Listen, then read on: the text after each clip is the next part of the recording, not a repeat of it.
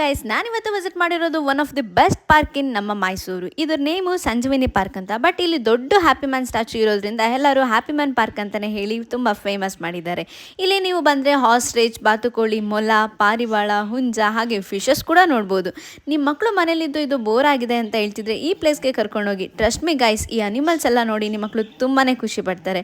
ಹಾಗೆ ಇಲ್ಲಿ ಛೋಟಾ ಭೀಮ್ ಜೊತೆ ತುಂಬ ಕಾರ್ಟೂನ್ ಸ್ಟ್ಯಾಚುಸ್ ಕೂಡ ಇದೆ.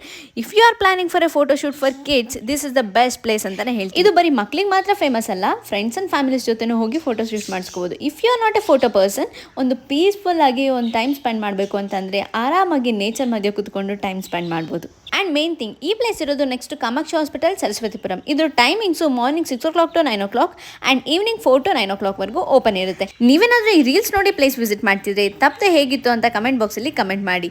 ನೆಕ್ಸ್ಟ್ ವಿಡಿಯೋದಲ್ಲಿ ಸಿಗ್ತೀನಿ. Until then take care guys, bye. Thank you for watching.